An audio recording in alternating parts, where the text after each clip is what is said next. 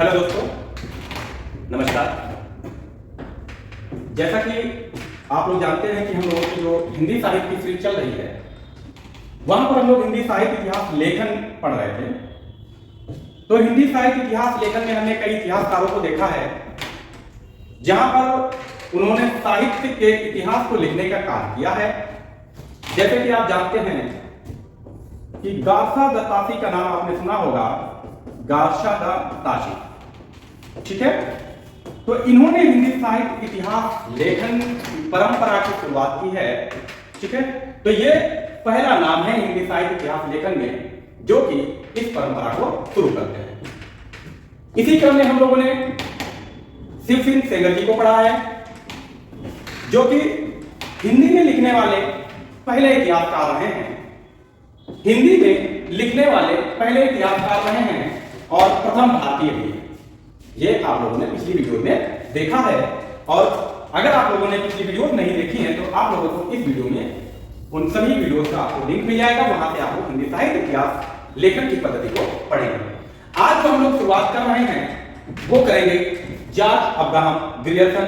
ये भी साहित्य इतिहासकार रहे हैं जिन्होंने हिंदी साहित्य का इतिहास ग्रंथ लिखने का कार्य किया है।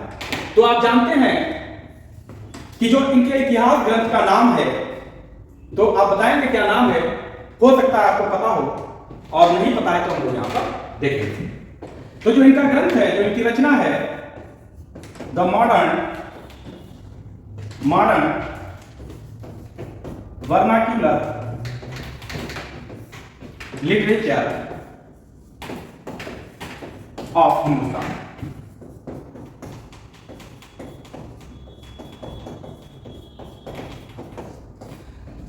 The modern vernacular literature of Hindustan की रचना का नाम है, और यह रचना कब लिखी है इन्होंने? तो 1888 ईस्वी में इस रचना को इन्होंने लिखा है। यानी कि यह हिंदी साहित्य इतिहास ग्रंथ है, और किसका है? जॉर्ज अब्राहम ग्रियर्सन का। जॉर्ज अब्राहम ग्रियर्सन अंग्रेजी विद्वान है कि अगर यह पूछा जाए कि इस रचना की भाषा क्या है, तो आप बताएंगे इस रचना की भाषा जो है वो अंग्रेजी है। क्लियर है? जहां तक आपको बातें क्लियर हुई है तो आप स्क्रीनशॉट ले लीजिए।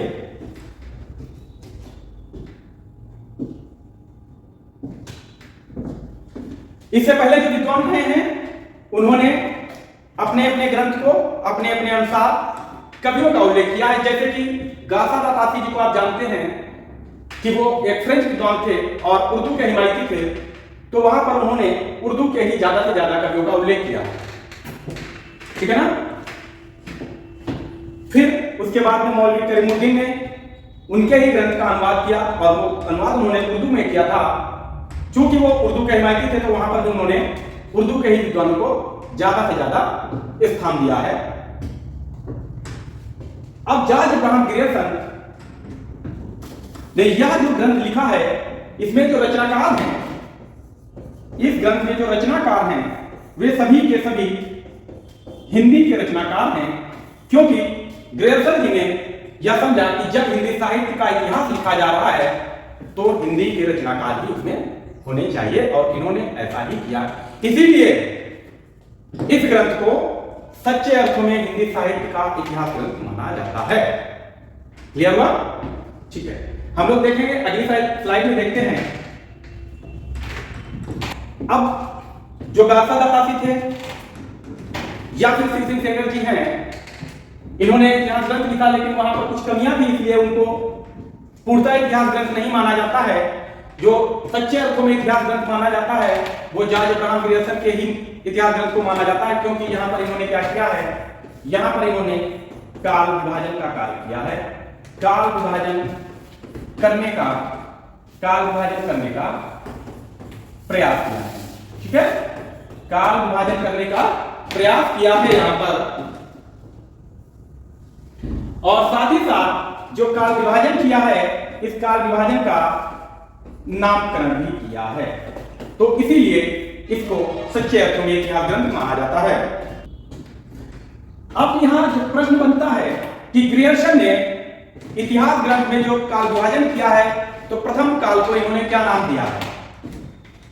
तो जो प्रथम काल इन्होंने कहा है, प्रथम काल तो क्या कहा है, तो इसको इन्होंने चारण काल का नाम दिया है। ठीक है, चारण काल का नाम दिया है या चारण काल इसे कहा जाता है।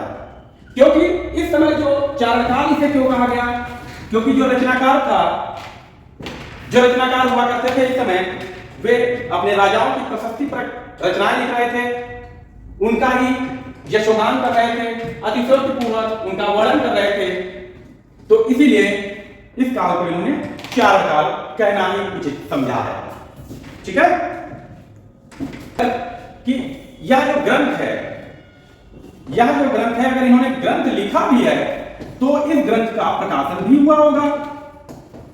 बिल्कुल, तो जो ग्रंथ है इसका प्रकाशन भी हुआ होगा, तो कहां से हुआ है,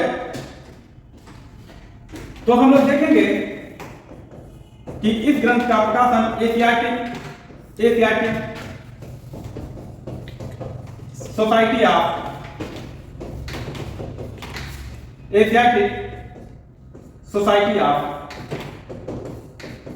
बंगाल द्वारा इसका प्रकाशन हुआ, जो कि ये इसके एक विशेषण, ठीक है ना, विशेषण के रूप में प्रकाशित हुआ था, यानी कि इसका विशेष अंक में ही इसका प्रकाशन किया गया था।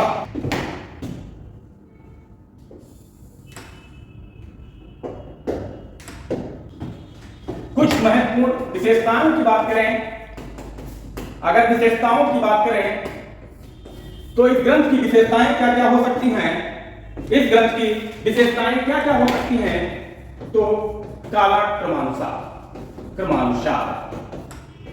इसमें उल्लेख किया गया है रचनाकारों का पद्धति, क्या कालक्रम पद्धति को अपनाया गया है। ठीक है, कालक्रम पद्धति को अपनाया गया है इस ग्रंथ में।